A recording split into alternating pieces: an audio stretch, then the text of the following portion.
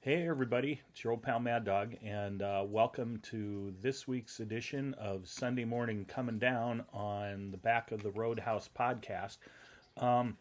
Today is Sunday, June 21st. It's Father's Day, and it's the first Sunday in, well, a week, 2 weeks almost, that we're back here in the Bug Barn podcast pavilion and banjo studio, back from Ireland. And thank you all for the nice comments about watching the videos. I'm glad people are enjoying them. Thank you. Uh, if you like them, click some shares, subscribe, share them with your friends. Refer others. Let's see if we can kind of get some of this built up a little bit, or not. It's up to you. It doesn't matter one way or the other. It's not like any of this is ever going to be commercially successful. So I thought I would wrap up Ireland for everybody. And give you an idea of just sort of the general overview. I wanted to surprise everybody when I went and kind of show you what we were doing, because we did a lot of things. This was not your conventional tour.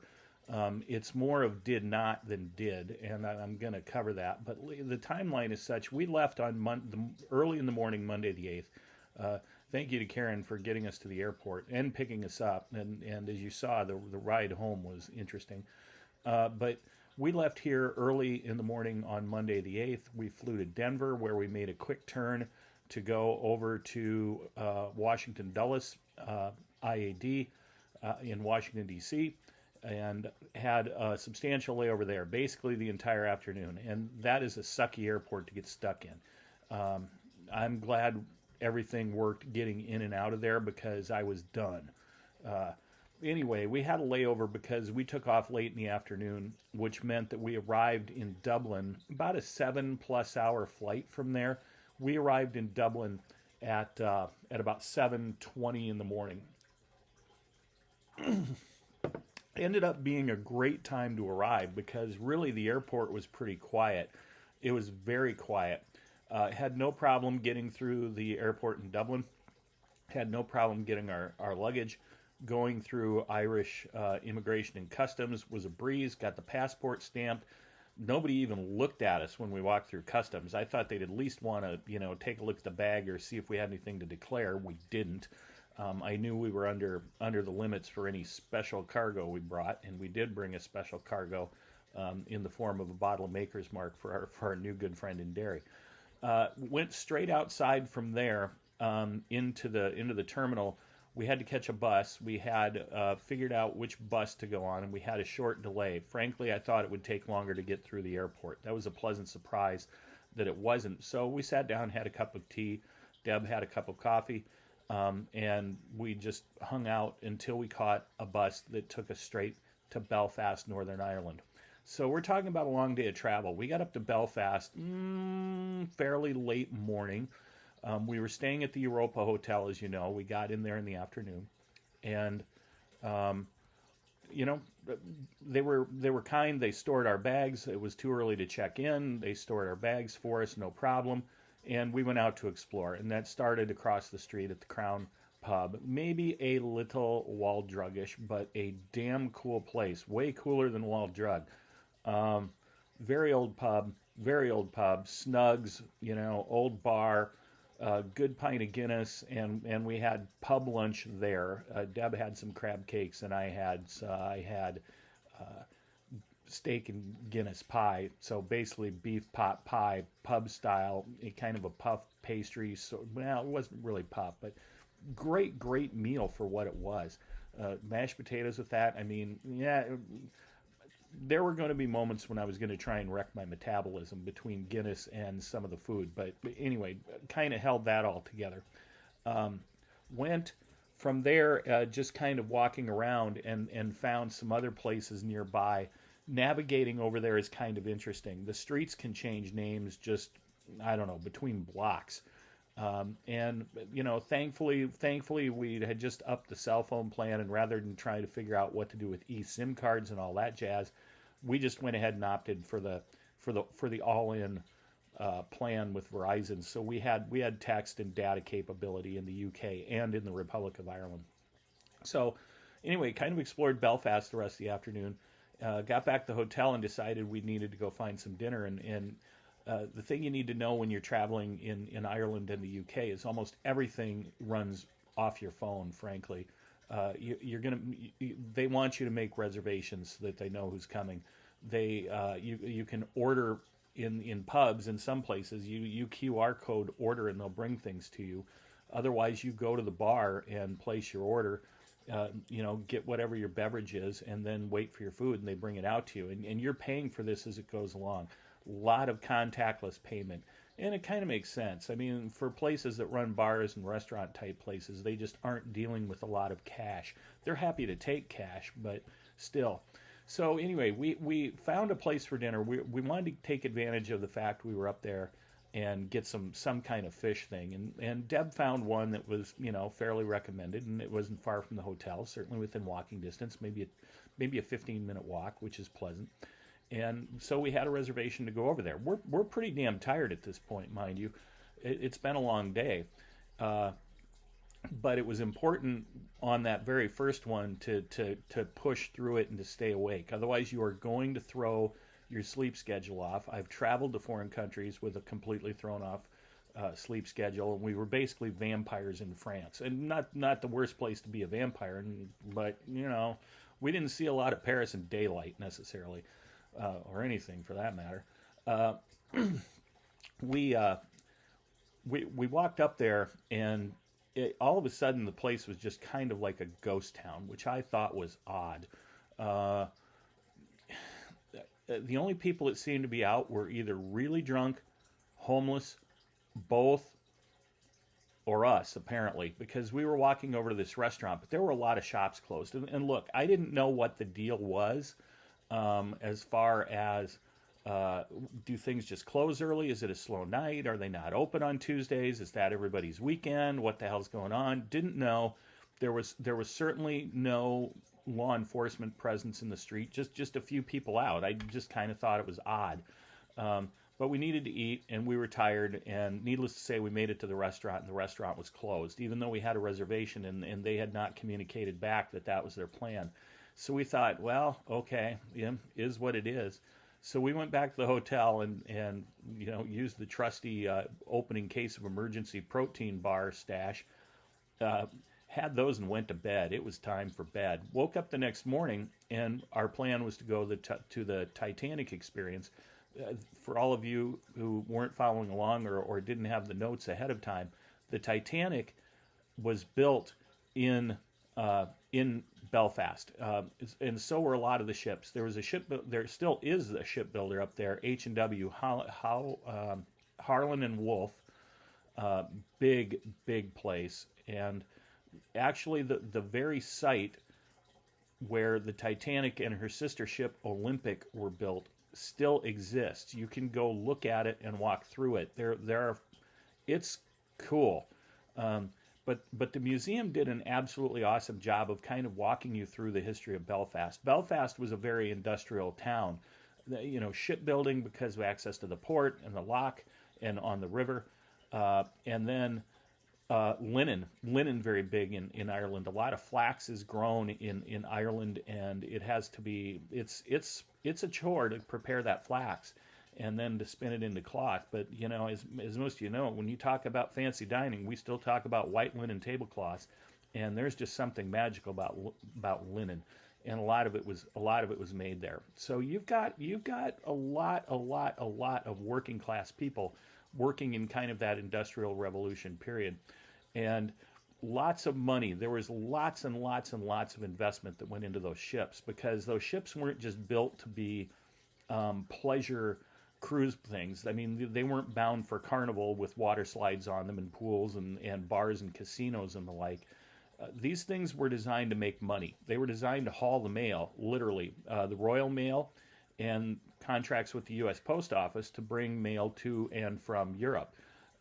So these things were built to be fast, and as long as they had the cargo space and as long as they had the room, they were also designed to basically not cruise ships, but passenger ships. Some very, very fancy appointments, as you can recall from the movie, and if you've ever seen any of the pictures of the interior of the Titanic, it was palatial. But there were a lot of parts that weren't, where people basically stayed in dormitories or ate in common dining rooms. because they were just literally kind of like we do on airplanes. They were shipping themselves somewhere else. And you had immigrants and people across Europe who were saving up money, and they were some of those second and third class passengers that were going over to start a new life here or in Canada. Just they were coming over here. So it was really fascinating. I noticed some other things that I want to talk about at the very end because there's a whole thing about irony in this. But when we were on our way over to the Titanic Museum, we had a chat with our Uber driver who was taking us over there. Very easy to use Uber in Northern Ireland. Not so easy in Dublin. I never did quite figure that out. But there's plenty of easy ways to get around. So we went over to the museum with an Uber driver who happened to be a man from Bangladesh who was married to, I believe, an Irish woman. We asked him, what the hell is going on around here? Because, I mean, I'm practically on news blackout. I was too tired to be curious Tuesday night on the 9th, which is odd for me. But anyway, yeah, I think you all saw it on the news, and I was getting a few texts from people asking if we were okay or if anything was going on because there was some unrest. And on Monday, the 8th, I believe it was, there was a man very violently attacked in Belfast by obviously a person who had some pretty severe issues, but who also happened to be an immigrant, I think from North Africa, if I remember right. At any rate, he wasn't white and he wasn't Irish. And people were getting upset. You were seeing a huge backlash and a demand that the government do something and get those people out of the country.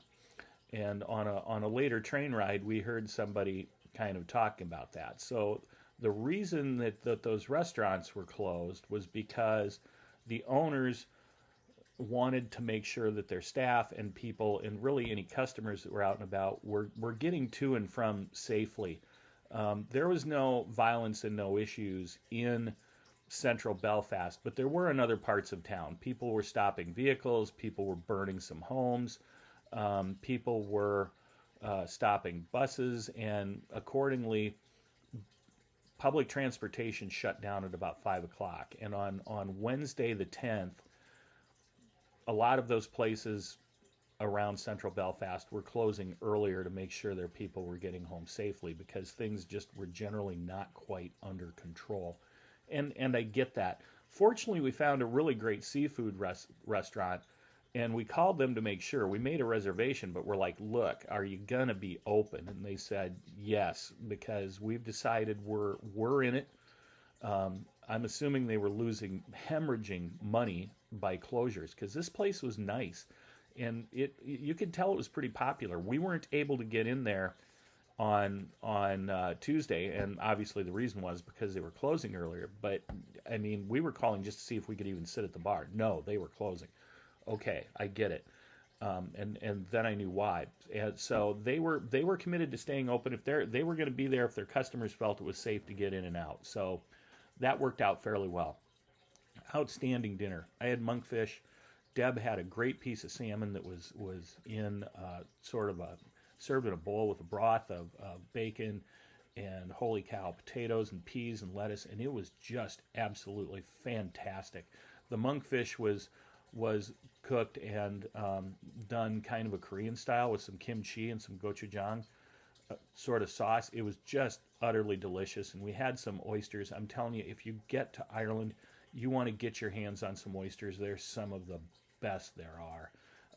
I asked the server, I said, so where are these from? And she goes, these are Pacific oysters. I go, what the hell are you doing getting Pacific oysters here?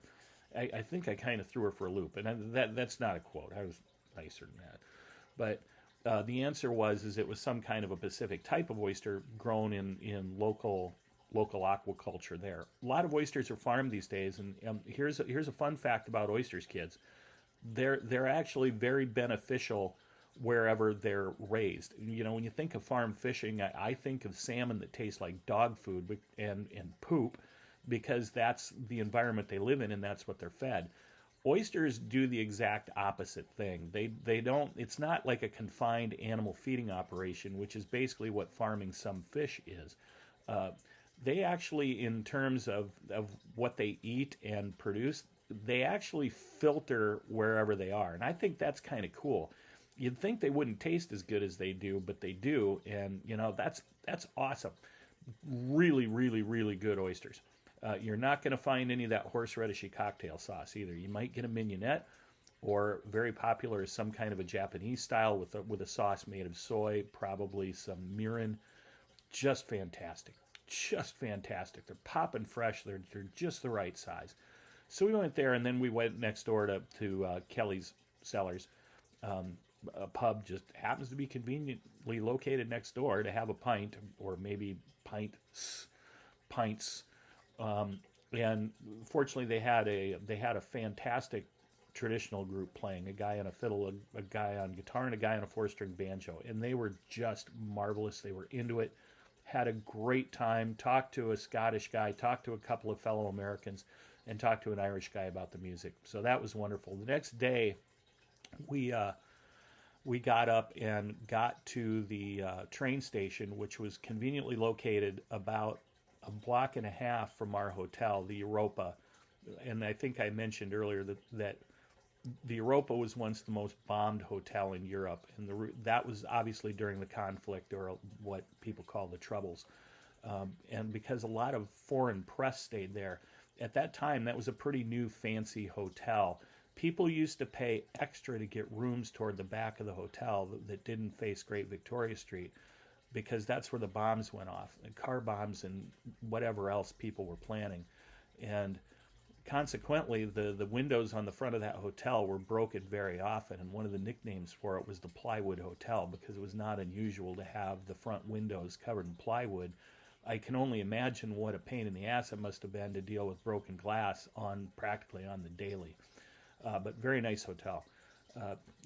Definitely gets a recommendation, and very, very well located in terms of the train station, which is also the bus terminal, and a lot of things around Belfast. Very easy to get around. You should never be concerned about going to Belfast, or anywhere in Northern Ireland for that matter. So we got up and we went over and we took the train up to Derry. Some people call it Londonderry. I prefer to keep those first 6 letters silent because I believe it's Derry.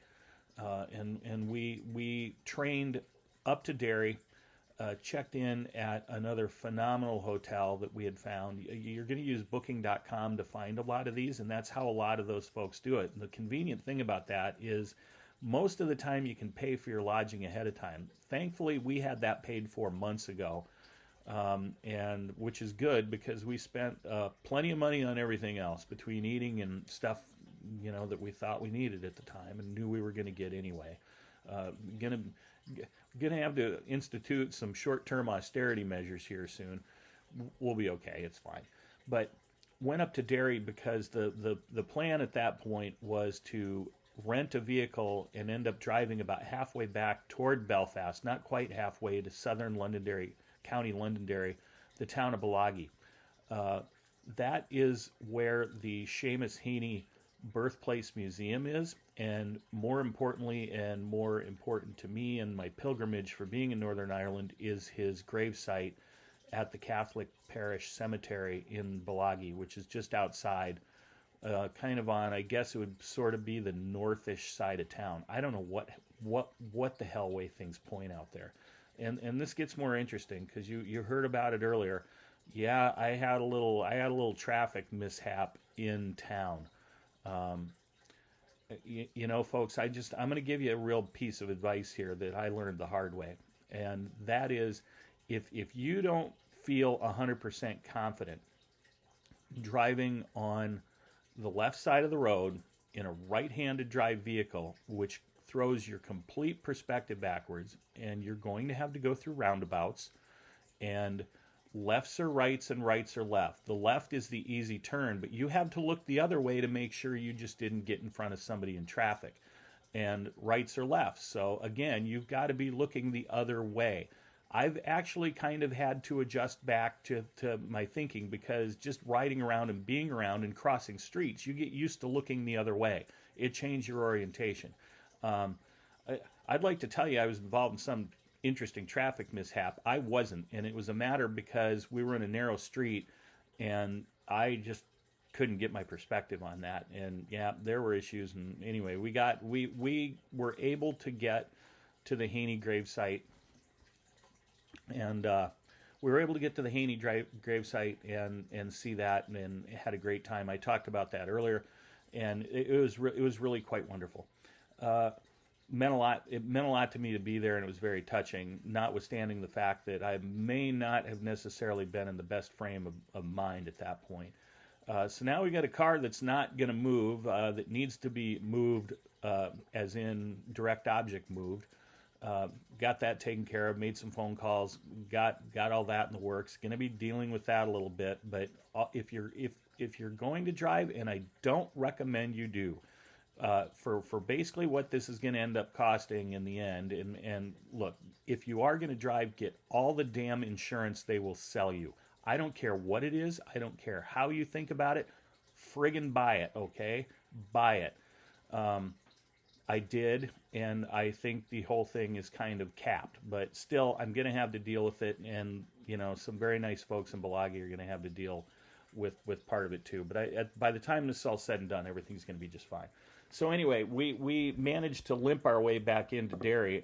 Fortunately, the tow truck driver dropped us off at a nearby community, and we caught a bus back to Derry, and then we had to navigate from the bus back to the hotel, and boy, were we glad to be there. The hotel we stayed at in Derry was Bishopsgate Hotel, and it was absolutely beautiful. It's small. It's a little boutique-y. They've got a bar, they've got a restaurant. The food we had there that evening was absolutely fantastic. Had some lamb.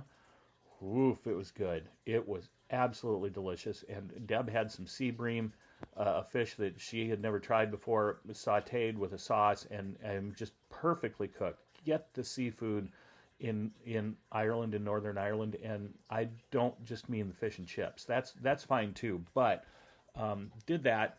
The next day, we hooked up with a gentleman that my friend Dr. Patrick Hicks over at Augustana helped facilitate us meeting up with a gentleman who occasionally conducts some tours for folks in Derry. He's a Derry native, and he grew up in a very difficult time in Irish history. And John's story is not mine to tell, and I wouldn't even dare try it. But we started out on the city walls, because the walls, Derry is a walled city. It's one of the few, if not one of, maybe the only in the UK and the Republic, and maybe, I'm not sure about the rest of Europe. I might have to look this up sometime. But the city of Derry is completely walled, and the walls are still 100% intact.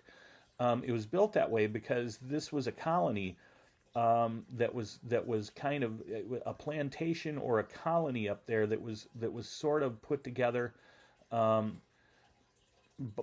the British royalty and the Westminster government to really establish a Protestant stronghold up there, frankly, and they did.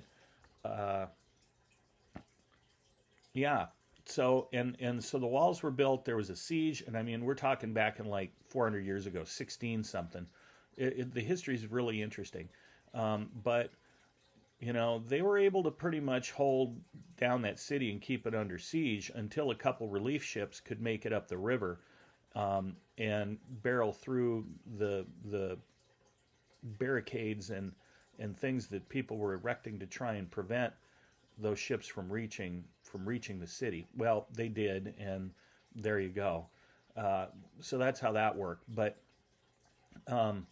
walked the city walls and got that history, and then fast forward into, you hit a corner by a church, and right next to that is where there was a large British Army installment, because the troubles between 1968, 1969, moving all the way up into the 1990s, were raging. Derry was a hot spot. Obviously, Belfast was a hot spot.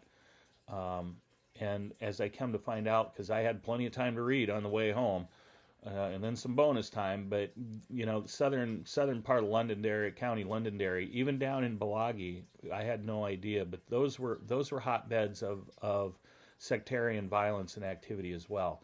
I mean, basically, the game is you're talking about a game of retaliation, retribution, revenge, pushes, all mixed in with civil rights, mixed in with just fair housing.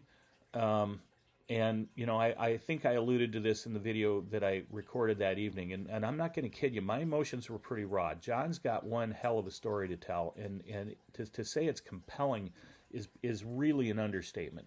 Extremely compelling.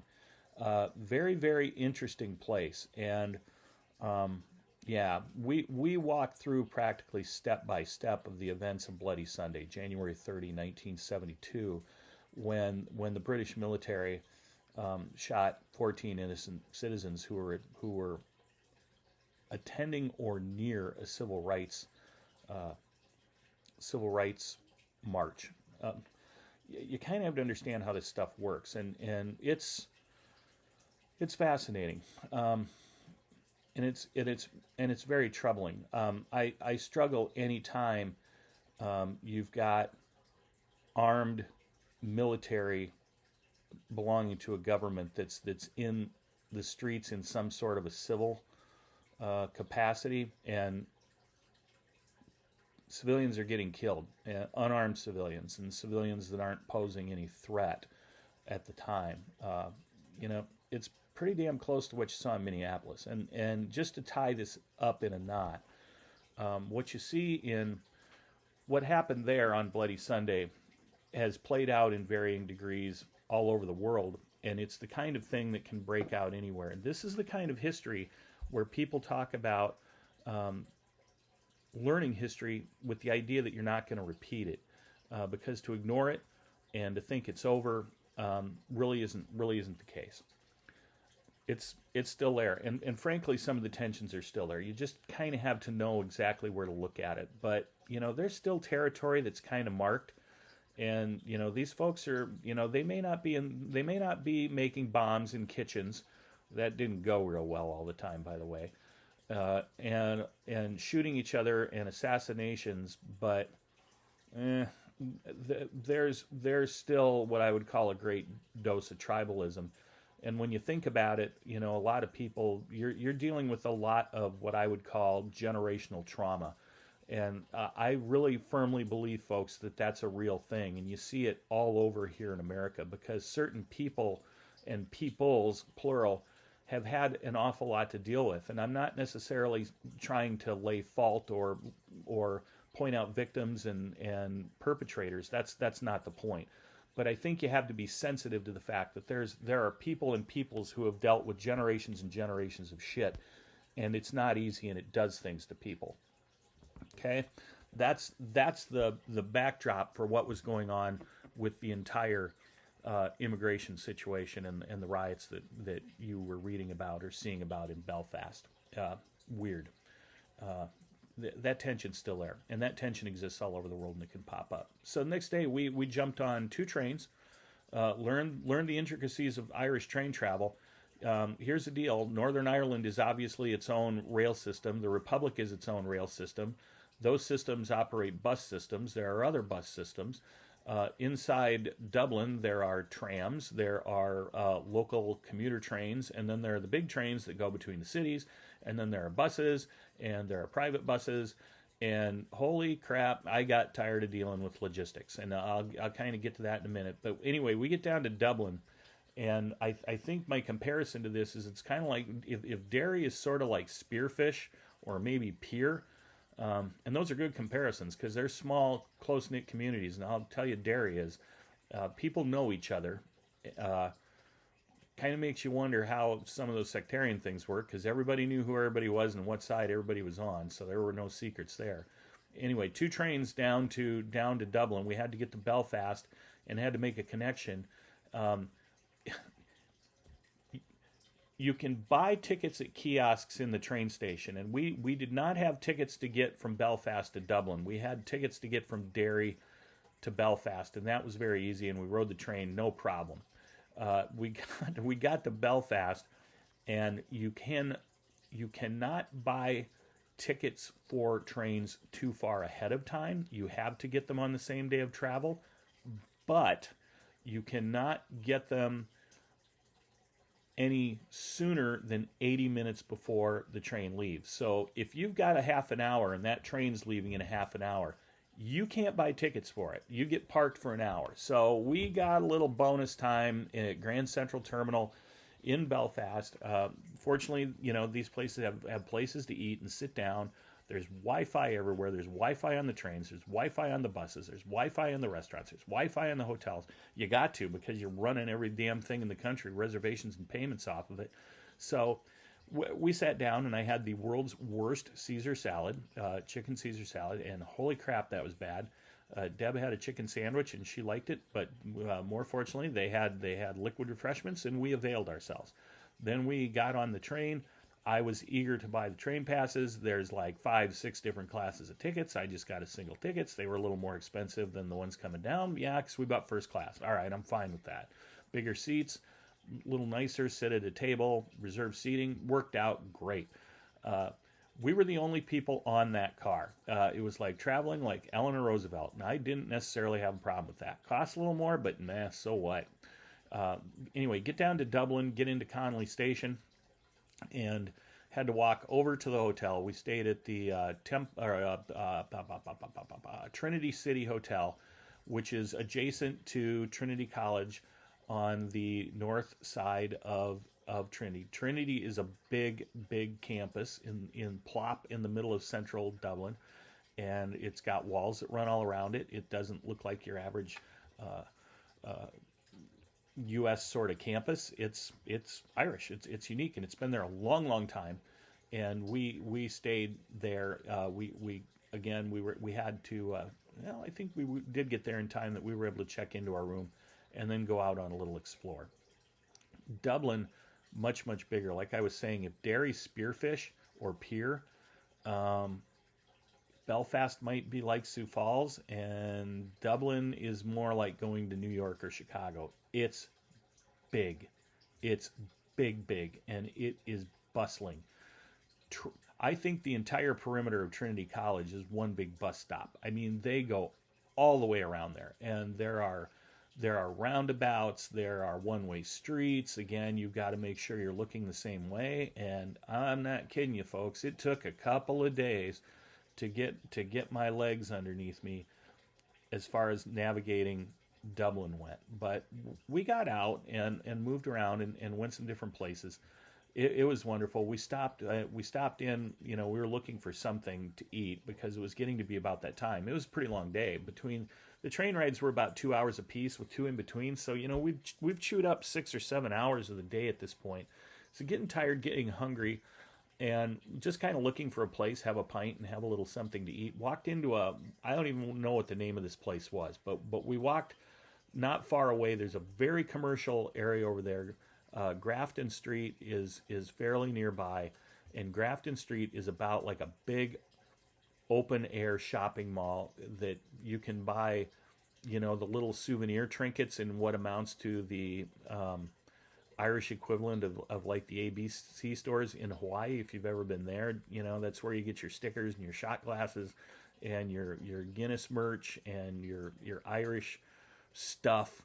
Little knickknacks that you're going to want to bring home, and people enjoy them, and they're really kind of cool. But it's that kind of store. On the other hand, if you want one, you can buy if you got 120,000 euro burning a hole in your pocket, you can pick up a Patek Philippe watch or a Rolex down the street.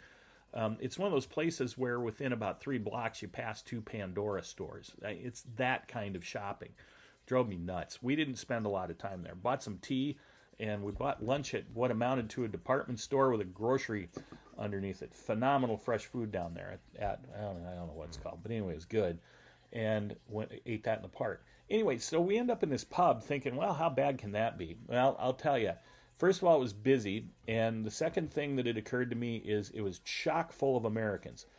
We were on like some big golf outing, and of course, some Hanyaker had just walked in and announced that he bought everybody Cuban cigars because you can get them there. I was poisoning myself in other ways. I didn't need any help. And I'm just sitting around, and I don't even think we even got a pint. And I turned to Deb and said, "We're out of here." It occurred to me that I hadn't heard an Irish accent the entire damn place. I mean, it didn't get a chance to talk to the bartender. She had a bunch of dopey Americans standing there clogging up commerce. So I had to we split. Walked up the street, fortunately, without any reservation, and went into a place called the Pig's Ear, which was just delightful, just delightful. Kind of an upstairs place, second level over on I don't know what street that was. It's on the other side of Trinity. It's that one, and perfect. Really, really great dinner. Maybe a little more expensive than we really needed to spend, but man, it was good. Good dessert, delicious dinner, and ironically, sitting next to a very nice, very calm, not on a golf trip, couple of Americans, and we got to talk about books and the like. Uh, Afterwards, we walked around. We found Sweeney's, the chemist, the drugstore, the pharmacy that plays into the James Joyce novel Ulysses. I think you all know by now that the reason we were in Dublin when we were in Dublin was because Bloomsday was Tuesdays the 16th of June, and that's the day that the entire novel Ulysses by James Joyce takes place in Dublin.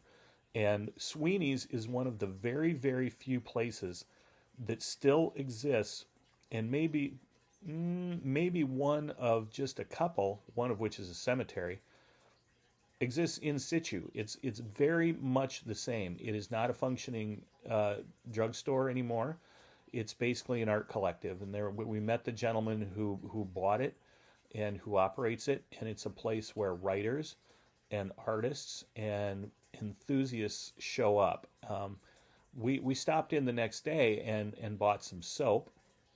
That figures into the novel. That's one of the things that Leopold Bloom was doing was he went to buy some lemon soap, and I have some lemon soap. I have 3 bars. 1 bar is definitely for me, and the other 2 may be available for the first of my knuckleheaded friends who manages to read Ulysses. Maybe I'll reward you with a bar of soap from the novel, purchased there. And across the street is a very nice pub called Kennedy's. If there was one place we were starting to mainline a little bit, it was that place because it was very conveniently located to Sweeney's. It was across the street.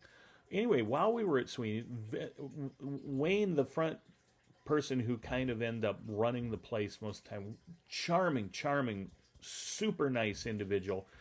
Man, Wayne was great. You know, when he found out, you know, that I was a Joyce junkie and we were there for Bloomsday, he gave me a hat to wear.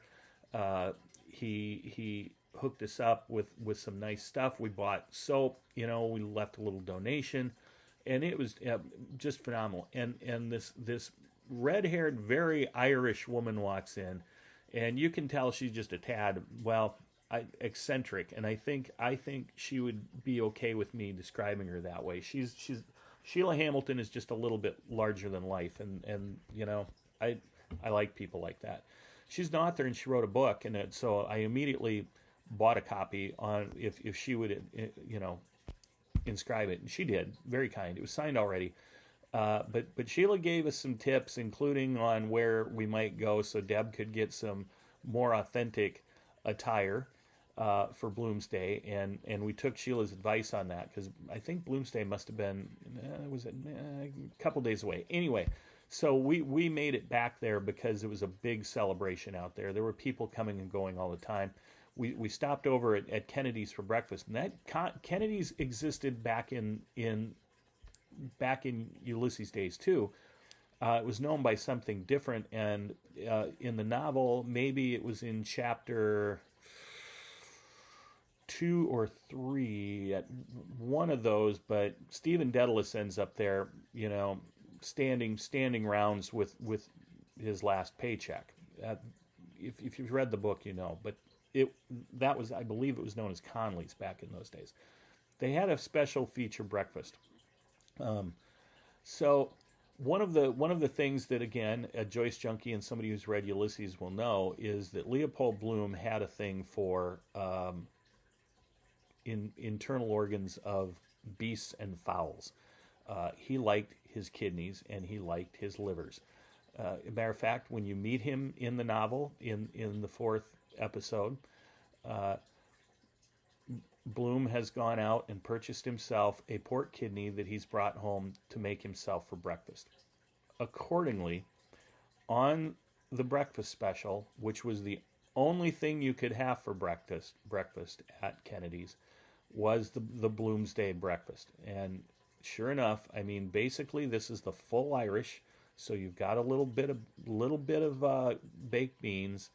You've got some great bread, a half mountain of butter, one fried egg that's, I don't know how they do this, but they get those yolks about half and half.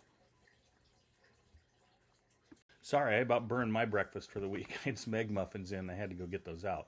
Had to pause. Not that you saw that, but yeah. Anyway, they're fine. They're egg muffins. How the hell can you ruin those? Almost did. Anyway, so getting back to full Irish, those fried eggs are kind of, the yolk is done on halfway through, and then the top is just a little bit runny. It's kind of interesting. I don't know how the hell they do that. But then, of course, there's a little bacon on there. You get the puddings. You get the white pudding and the black pudding, which was basically a sausage with a bunch of grain mixed into it. I didn't tell Deb what was in that. And by the way, this is breakfast everywhere. If there's some different kind of breakfast, I didn't find it. I mean, I'm sure you can have somebody make you an omelet or poach some eggs, but a lot of the breakfasts are kind of fix your own. The best one we had was at the Europa. But you go through the line, and you can basically put together the full Irish, and it's a lot of food. The white pudding is kind of a sausage with, like I said, I think there's basically some oats or something mixed into it. The black pudding is also extremely delicious. Deb actually liked it, and I didn't tell her what it was. But if you've ever had black sausage, it's that way because one of the key ingredients in it is fresh blood. It's very good. I was expecting it to be very minerally, but it really wasn't.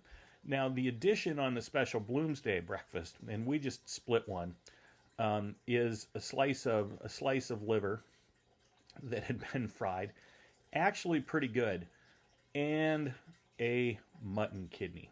I ate about half of that sucker, and that was enough.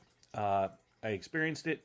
There were a couple people in there that were very enthusiastic about being able to get this, and they were specifically there because that's what they wanted for breakfast, and they were excited about it. I was kind of in it for the whole experience and making sure I was getting the full Bloomsday experience, and I did.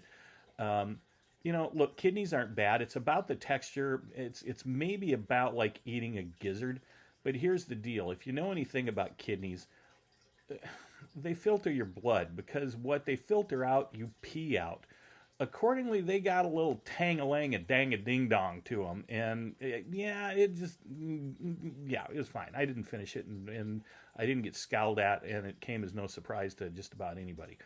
Fine. So you're definitely going to need an Irish coffee and maybe a half pint of Guinness to wash that sucker down, and they'll help you out with that. Walked next door. And while we were there was a reading, and there's some pictures of that on the Facebook. There was a reading from Narcissa, one of the episodes, and that's one of the more interesting episodes in the novel.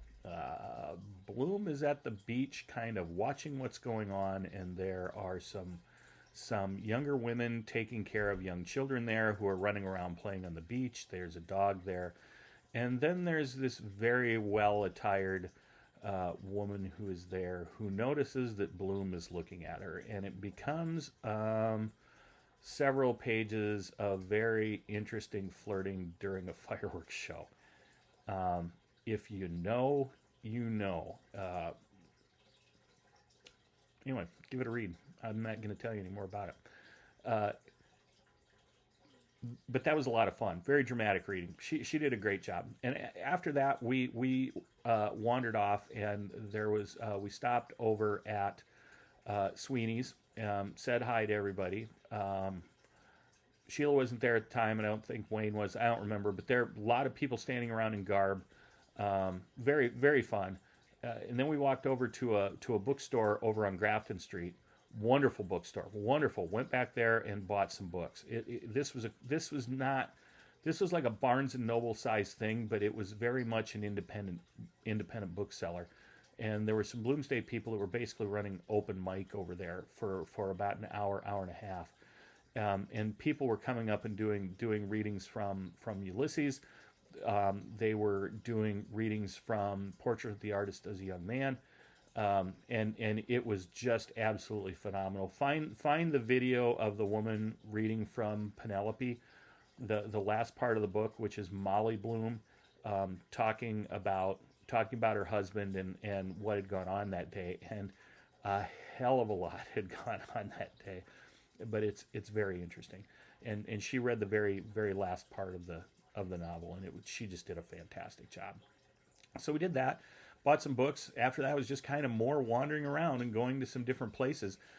We were thinking about going down to Sandy Mount, which is where the Martello Tower is, which is where the novel opens when stately Buck Mulligan descends the staircase with a bowl of shaving lather and a razor and a mirror crossed. So that's the very opening line of the novel, I think. Pretty damn close anyway. But the tower is over there. That's one of those few places that still exists kind of as it was. You could rent those back in the day. It's like an old military tower. I mean really old. But it's there. But you've got to navigate bus travel. And quite frankly, I was sick to death of dealing with Irish travel logistics at that time. I wanted one more app, like I wanted a hole in my head, and I just didn't want to figure it out. Well, bad attitude meets opportunity, because we found ourselves standing in front of the National Gallery, and a gentleman walked by, and I'm like, wow, Deb, look, the National Gallery. And he goes, yeah, the greatest thing about these museums in Ireland, of course, he was an Irish guy. He must have been on the payroll at the Chamber of Commerce or something. They're free.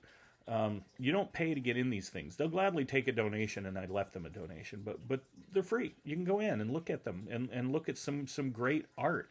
It wasn't the Louvre, it wasn't the National Gallery in Washington, D.C., or the Portrait Gallery, but they had a lot of great art in there, and it was just a very delightful way to spend the afternoon. We were there for a couple hours easy, and by the time you exit the gallery, it turns out that you're about a block from Sweeney's, and we walked over there and hung out, and sure enough, there's Sheila holding court with some friends out front, and who she just happens to have a bottle of wine with her, maybe two.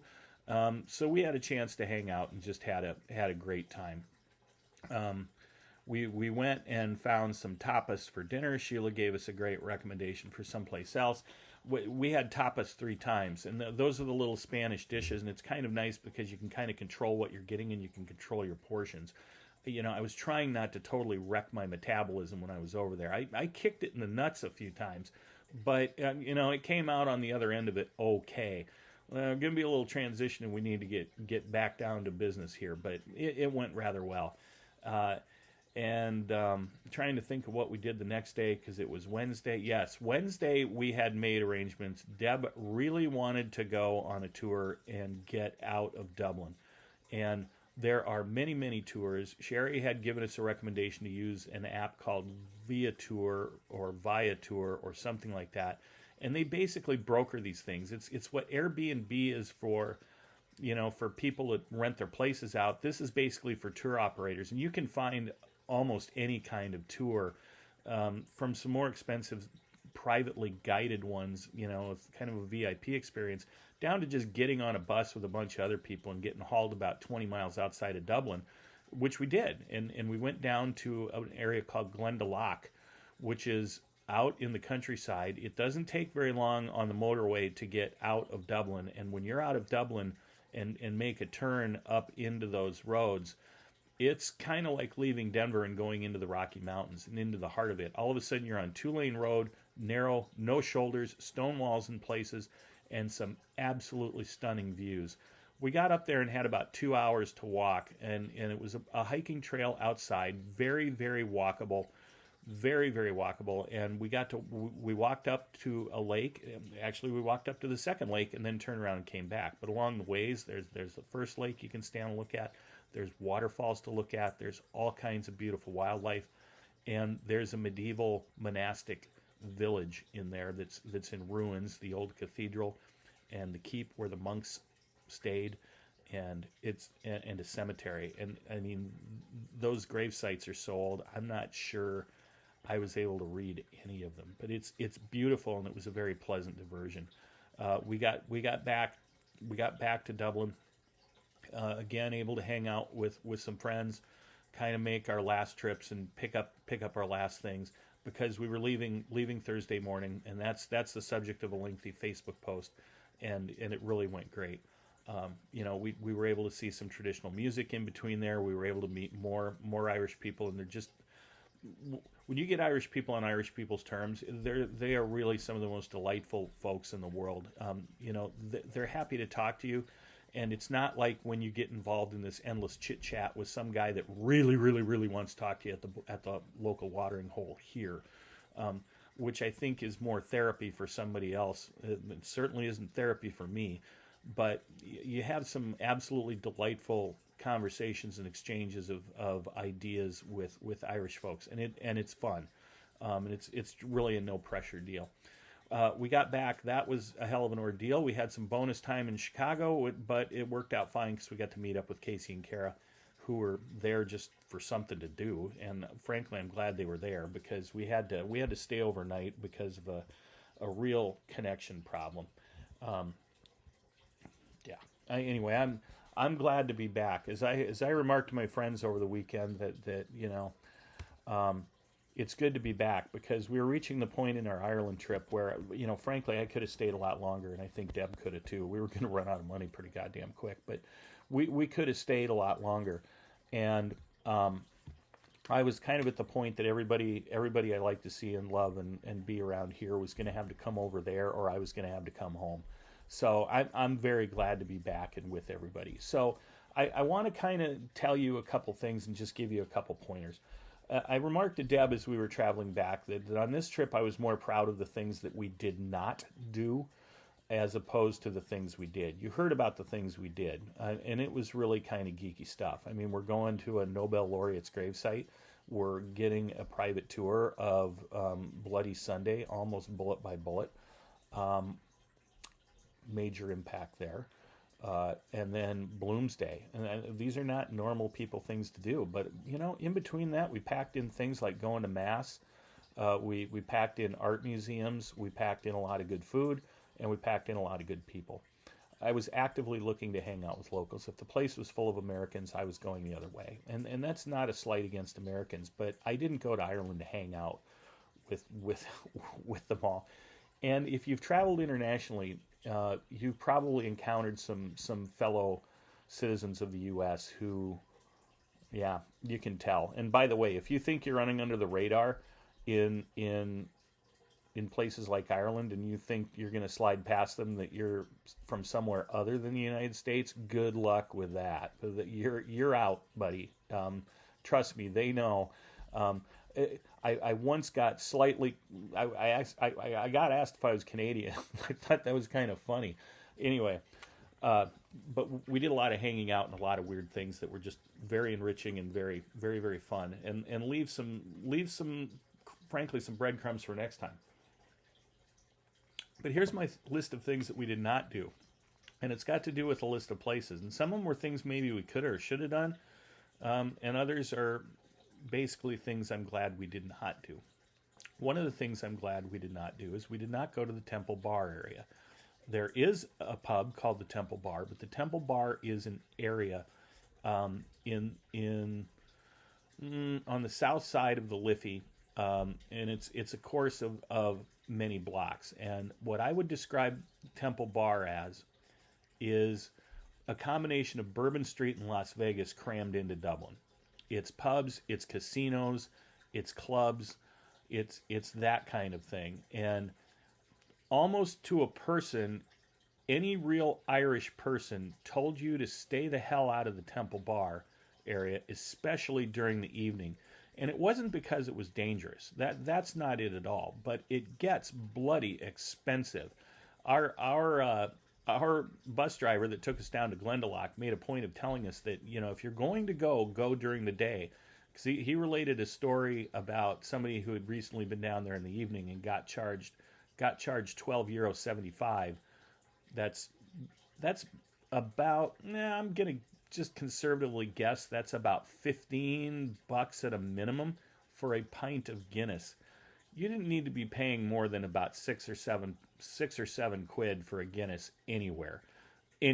And sometimes they were cheaper than that. I never understood it. Part of the problem when I go on these trips is, it's euro and pounds, and I just think of it in terms of that.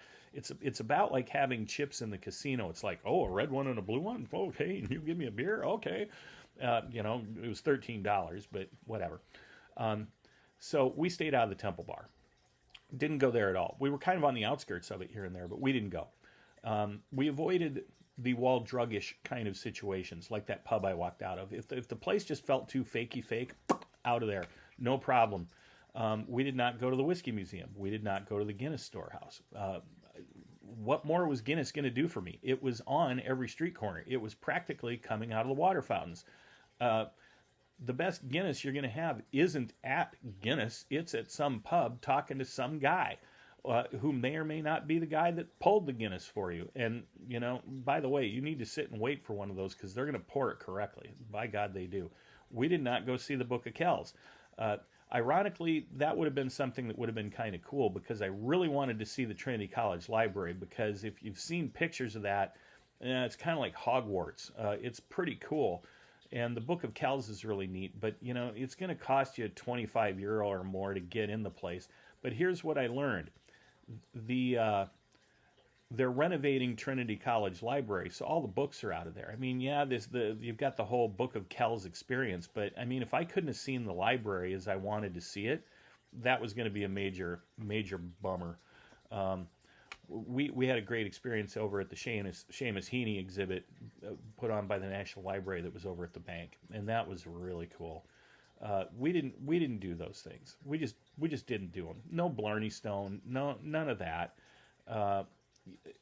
And we had a great time. So if you do that, if you go, I strongly encourage you to do it. Try and get off the beaten path a little bit. The other major piece of advice I'm going to give all of you as far as visiting Ireland goes: take some time before you go to get yourself boned up on some history. There are some great books out there. The Irish Question by, I believe it's Lawrence McKittrick. I loaned a copy of mine to a friend here in Sioux Falls. I read it, and it's fantastic, and it gives you a really the big picture background. You cannot put recent Irish history into perspective. And by recent Irish history, I mean probably from 1921 forward, and especially the time from 1969 on, known as the Troubles. You can't put that into perspective without going back several hundred years. It's kind of like when we did the history of Nazi Germany in college that Dr. Don Price taught. One of the best courses I took. Of course, I'm kind of a history junkie, especially in that era, so it kind of came natural. But if you want to understand what sort of led up to all that, you have to start with Prussia and Frederick the Great and move yourself forward. And that's kind of what you have to do with Ireland. If you want to get it in perspective and understand what was really driving the unrest, you need to start there. There's some great books out there. Just find them. And it's, you can read them on the way over there if you had to, but do a little reading ahead of time. Watch some documentaries. Do something. Watching Braveheart isn't going to cut it. Great movie, but it's Scotland anyway. Parts of it were shot in Ireland. But you need to read up on that. So I want to get to kind of the great irony of the whole thing, and that was the fact that there was unrest going on that was very reminiscent of the Troubles. I know what helicopters sound like because I live in Sioux Falls, and the hospitals operate them, and they fly over. It's not unusual to hear a helicopter maybe 2 or more a week, depending on where you live and where you're at in the flight path. But I'm not used to hearing one stand still. They're just moving through, going to pick somebody up at another facility or going to a medical emergency somewhere, picking somebody up off the pavement in Iowa or southeastern South Dakota. Very odd to be standing around hearing a helicopter that's not moving and you can't see it. And maybe sometimes you can, and you're standing there looking at it and it's not moving. But that's what they're doing. That's observation stuff. They're watching something for a reason. And that's a little unnerving. And people burning out houses, very, very, very reminiscent of what was going on. So it was ironic that part of the reason we were doing what we were doing in Ireland was to get exposed to that history, and it was kind of playing out before your eyes. If you watch very carefully in various places, you're going to see, I think, that it's subtle. You don't have people burning each other out. Well, you didn't generally. Still don't generally. But the earmarks are still there. Like I said, people are still on sides and they're still wearing their jersey and they're going to tell you what team they're on and they're going to look suspiciously at things. You know, I noticed in the Titanic experience, there was reference to some of the Catholic employees that were there at H&W and had worked on that ship. Well, the real answer is that was damn few. As I said, I mean, it's in Northern Ireland. Northern Ireland, unlike the Republic, is a vastly Protestant majority. A lot of those folks came over from Scotland. They came over from the UK. There was an existence there, but there's still a minority there, and just owing to different things, that minority was kind of kept in place and preserved. For years, and you still see signs of it, but you don't really outright see it explained. And if you get the history, you're going to get some of the background on that. You're not going to want to discuss this with people. I don't advise that at all, unless you're lucky to have time with a friend of mine like John, and have the opportunity to hear firsthand. Just keep your mouth shut and your ears open, and you're gonna get your questions answered, and you're going to have some opportunities to ask things, but it's just not something you run around and talk about. You don't run around wearing orange. You don't walk around wearing green. You don't walk around wearing camouflage patterns, and you just don't. And so to a great extent, there still is kind of a say nothing approach to it. Whatever you say nothing, and that's probably good advice. Be there and observe. One more quick example, out in front of the General Post Office, by the way, which still has the shell marks in the building from the Easter Uprising of something like 1918. There is a huge spire. Cost the Irish Republic taxpayers something like $5 million or something. It's like a big needle sticking up into the sky. It's tall. It almost has to interfere with air traffic. It's tall. It's really tall. There's no flag in the top of it. It's just a big, shiny stiletto that sits out there. And it's got some funny nicknames like the pole in the hole and the stiletto in the ghetto, and there's another one I can't remember. But what that is what used to sit in that site was a statue of Horatio Nelson. There are statues erected all over town, lots of public art, and it's very cool. It gives the seagulls a place to sit at the top. They like that, and then they poop on like Conley's head or Charles Stewart Parnell, or about anything is fair game. But anyway, where the spire is, that used to be a statue of the British naval hero Horatio Nelson. So that was there. The reason that's not there is because the IRA blew it up in the late 60s. The sign on the side of the GPO doesn't tell you that, but if you do a little reading, you're going to learn that. And I mean, you're standing right there, and that's what happened. You can see the shell marks on the building, and that's what happened to that statue. So again, that pays off. That's where the history pays off. Anyway, that's the complete download. We're going to get back into the whole food thing here real quick. This is obviously the longest one of these I've ever put together. It's a joy to talk to you. I've been telling the story over and over, so I just think I should just lay it out there for everyone. I'm so grateful to be back. So grateful we could go, and I'm so grateful especially that Deb had a great time. It went well.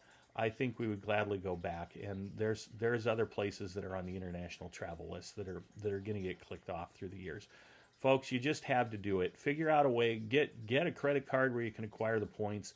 Set aside a little money. It's not nearly as expensive as you think. You can get into this stuff for as little or as much as you want, and really anywhere in between. Get out there and see the world. I'm going to take the rest of the day and hang out with the crew and enjoy the afternoon. I'm not off vacation until my ass is in my desk chair tomorrow morning. And I'll get there sooner or later. Actually did a little work today. Kind of proud of that. Happy Father's Day to everyone. Happy Father's Day to my dad and all the dads in my family and all the dads that came before, all the dads who aren't here, all the dads all across the universe, the ones we can see and not see. So everyone have a great week. That's Sunday morning coming down. Play a train song. See you later, everybody.